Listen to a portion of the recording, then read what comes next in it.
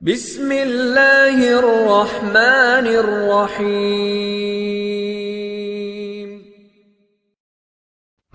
السلام علیکم عزیز طلباء اور طالبات، دار ارقم اقبال ٹاؤن کیمپس میں خوش آمدید۔ میں ہوں آپ کی اردو کی ٹیچر مس سمرینہ خان، اور آج ہم کریں گے اردو کا ہفتہ نمبر 1 کا سبق نمبر 4۔ سب سے پہلے آج کی تاریخ لکھ لیتے ہیں، اور آج کی تاریخ ہے 7 اپریل۔ سبق نمبر 4 میں ہم کریں گے آئیں مزید جانیں، تشریح پلس مرکزی خیال۔ تو شروع کرتے ہیں آج کا سبق۔ آئیں مزید جانیں۔ قرآن مجید میں ایک سورت الجن کے نام سے موجود ہے۔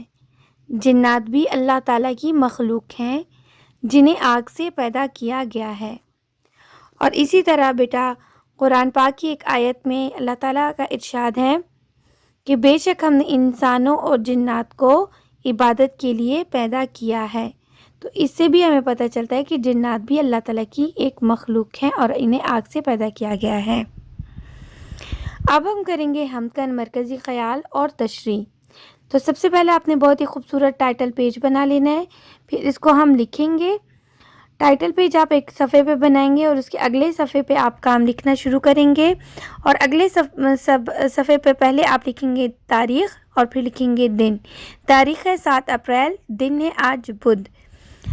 لکھیں گے نظم کا نام حمد، سرگرمی مرکزی خیال پلس تشریح۔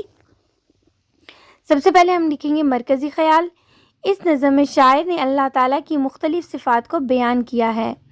اللہ تعالیٰ کی مختلف صفات کے ساتھ ساتھ اللہ تعالیٰ کے خالق و مالک ہونے کے تصور کی وضاحت بھی کی ہے۔ تشریح۔ سب سے پہلے بند ہے خدائی کے مالک، دو عالم کے مولا، تیری ذات عالی، تیری شان یکتا، تیرا ذکر بالا، تیرا حسن اعلیٰ، صرف تیری تبارک و تعالی۔ اس بند میں شاعر شبنم کمالی نے اللہ تعالیٰ کی صفات کو بیان کرتے ہوئے کہا ہے کہ اس تمام دنیا اور کائنات کا خالق اور دونوں جہانوں کا مالک میرا اللہ ہی ہے، اور کہا ہے کہ میرے اللہ تیری ذات سب سے بڑی ہے اور تیری شان جیسی شان کسی اور کی نہیں ہے۔ اے اللہ، سب سے زیادہ ذکر تیرا ہی ہوتا ہے اور تیرا حسن سب سے اعلیٰ ہے، اور اے اللہ اس تمام دنیا کی مخلوقات کو رزق دینے اور پالنے کی صرف تیری ذات ہی ہے، صرف تیری ہی ہے۔ یہ تو تھا بند نمبر 1۔ شعر کو اپنے الفاظ میں جملوں کی صورت میں وضاحت سے پیش کرنا، وضاحت سے بیان کرنا تشریح کہلاتا ہے۔ اور مرکزی خیال حمد میں اللہ کی تعریف کو بیان کیا جاتا ہے، لیکن اس حمد میں اللہ تعالیٰ کی کون سی صفات کی تعریف کی گئی ہے وہ ہوگا مرکزی خیال۔ تو اس میں اللہ تعالیٰ کی مختلف صفات کے بارے میں بات کی گئی ہے، خالق و مالک ہونے کے بارے میں بات کی گئی ہے، تو یہ اس کا مرکزی خیال ہے۔ پھر اس کے بعد ہم نے بند نمبر 1 کی تشریح کر لی۔ اب ہم بند نمبر 2 کا شعر پڑھیں گے۔ تیرا نور جلوہ فگن چاندنی میں، ستاروں میں خورشید کی روشنی میں، زمین کا حسین فرش تو نے بنایا، سکون بخش عالم یہ سبزہ اگایا۔ یہ تو ہے بند نمبر 2۔ اب اس کا بھی ہم کریں گے، اس کی تشریح کریں گے۔ خورشید کہتے ہیں سورج کو، فرش زمین کے لیے یہاں پہ لفظ استعمال ہوا ہے۔ سکون بخش عالم کہتے ہیں ایک ایسی دنیا جہاں پہ سکون ہو۔ سبزہ کہتے ہیں ہریالی کو۔ جلوہ فگن کہتے ہیں ظاہر ہونا، نمودار ہونا، دکھائی دینا۔ نور کہتے ہیں روشنی کو۔ چاندنی، جو چاند کی روشنی ہوتی ہے اس کو چاندنی کہا جاتا ہے۔ تو الفاظ کے معنی یاد ہونا بہت ضروری ہیں۔ الفاظ کے معنی آپ کو یاد ہوں گے تو آپ اچھے طریقے سے تشریح بھی کر سکیں گے۔ اب ہم اس کی تشریح کر لیتے ہیں۔ اس بند میں شاعر اللہ تعالیٰ کی تعریف بیان کرتے ہوئے یہ کہہ رہے ہیں کہ اے اللہ، تیرا نور جلوہ فگن ہوتا ہے، ظاہر ہوتا ہے چاندنی میں، چاند کی روشنی میں بھی اللہ تیرا نور دکھائی دیتا ہے، ظاہر ہوتا ہے۔ جب ستارے چمکتے ہیں اور سورج کی روشنی ظاہر ہوتی ہے تو یہ سب میرے اللہ کا نور ہوتا ہے۔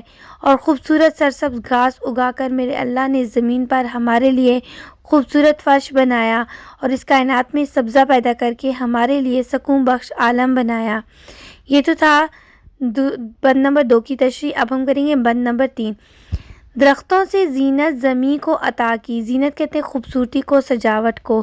حسین بیل بوٹوں سے رونق بڑھائی، رونق کہتے ہیں خوبصورتی کو، بیل بوٹے کہتے ہیں پھول بوٹوں کو، یہ جاڑا، یہ گرمی، یہ بارش کا موسم، جاڑا کہتے ہیں بارش کے موسم کو یا سردی کو، یہ سورج کی کرنیں، یہ تاروں کی چمچم، چمچم کہتے ہیں چمک کو۔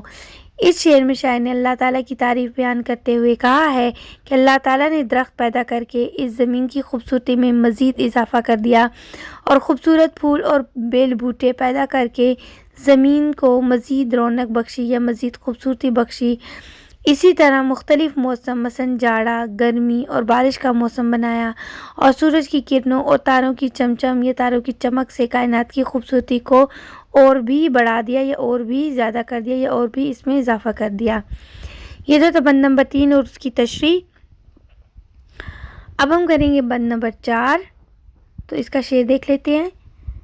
زمین پر فلک کا حسین شامیانہ، فلک کہتے ہیں آسمان کو، حسین کہتے ہیں خوبصورت، خدائی کا یہ خوشنما کارخانہ، خوشنما کہتے ہیں خوبصورت کارخانہ بننے والی چیز کو کہتے ہیں کہ یعنی جو اس میں چیزیں ہیں بہت خوبصورت ہے۔ درندے چرندے پرندے یہ حیواں، یہ جن و ملک اور یہ نوع انسان، ملک کہتے ہیں فرشتوں کو، نوع انسان یعنی انسان۔ تو یہ تھا شعر، اب اس کی تشریح ہم کر لیتے ہیں۔ اس بند میں شاعر نے اللہ تعالیٰ کی مخلوقات کو بیان کیا ہے، اور یہ کہ اللہ تعالیٰ نے زمین پر آسمان کا حسین شامیانہ بنایا، اللہ تعالیٰ نے بہت ہی خوبصورت دنیا بنائی، یہ درندے چرندے پرندے حیوان جن فرشتے اور انسان سب اللہ تعالیٰ نے بنائے ہیں یا پیدا کیے ہیں۔ بیٹا یہ ہم نے 4 بند اور ان کی تشریح بھی کر لی ہے، اس کو آپ نے بہت ہی خوبصورت لکھائی سے اپنی نوٹ بکس پہ لکھنا ہے اور بہت ہی صاف ستھرا کام لکھنا ہے آپ نے۔ اب ہم کریں گے اس کے بعد بند نمبر 5۔ ملی ہے جسے بھی یہاں زندگانی، زندگانی زندگی کو کہتے ہیں، تیرا فضل ہے یہ تیری مہربانی، فضل بھی مہربانی کو کہتے ہیں۔ کھلانا پلانا بنانا مٹانا، ہنسانا رلانا سلانا جگانا۔ اس نظم کے 5ویں بند میں شاعر نے بیان کیا ہے کہ اس دنیا میں جس بھی مخلوق کو زندگی ملی ہے وہ میرے اللہ کی مہربانی سے ملی ہے۔ کھلانا پلانا بنانا مٹانا ہنسانا رلانا سلانا جگانا، یہ سب میرے اللہ کی مہربانی سے ہے۔ اگلا ہے 5واں شعر۔ تیرے ہاتھ میں ہے ہر ایک کام مولا، ہے سب تیرے بندے تو مالک ہے سب کا، شب و روز تجھ سے ہماری دعا ہے، یہی مدعا ہے یہی التجا ہے۔ اس بند میں شاعر نے دعا کرتے ہوئے کہا ہے کہ میرے مولا ہر ایک کام تیرے ہاتھ میں ہے، اس دنیا میں سب تیرے ہی بندے ہیں اور تو سب کا مالک ہے۔ ہم دن رات صرف تجھ سے ہی دعا کرتے ہیں کیونکہ دعا قبول کرنے کی صرف تیری ہی ہے، ہماری دعاؤں کو قبول فرما، یہی ہماری التجا ہے اور یہی ہمارا مدعا ہے، یہ دعویٰ ہے۔ ٹھیک ہے، یہ تو تھا بند نمبر 6 اور اس کی تشریح بھی تھی۔ امید کرتی ہوں کہ آپ کو سمجھ آ رہی ہے۔ یہ بند بھی آپ نے لکھنے ہیں، اس کی تشریح بھی لکھنی ہے، سمجھنی بھی ہے، یاد بھی کرنی ہے۔ بہت خوبصورت صاف ستھری لکھائی میں اس کو آپ نے اپنی نوٹ بکس پہ اپنی کاپیوں پہ خوبصورت طریقے سے لکھنا ہے، اور ہر صفحے پہ دن اور تاریخ بھی ساتھ میں آپ نے لکھنا ہے۔ اس کے بعد اب ہم کریں گے اس سبق کے اس حمد کے آخری اشعار جو کہ ہیں شعر نمبر 7۔ شعر نمبر 7 ہم آخری شعر ہے۔ ہمیشہ ہمیں راہ سیدھی چلانا، ادب ساری دنیا کا ہم کو سکھانا، تیری عظمتوں کے صدا گیت گائیں، تیری یاد کی دل میں شمع جلائیں۔ اس آخری بند میں شاعر نے دعا کرتے ہوئے کہا ہے کہ اے اللہ ہمیشہ ہمیں سیدھی راہ پر چلانا، ساری دنیا کا ادب ہم کو سکھانا، اور ہمیں توفیق عطا فرما کہ ہم ساری زندگی تیری عظمت بیان کرتے رہیں اور تیری یاد کی شمع ہمیشہ ہمارے دل میں جلائے رکھیں۔ اس کے بعد ملیں گے اگلے سبق میں، اس کو لکھنا ہے اپنے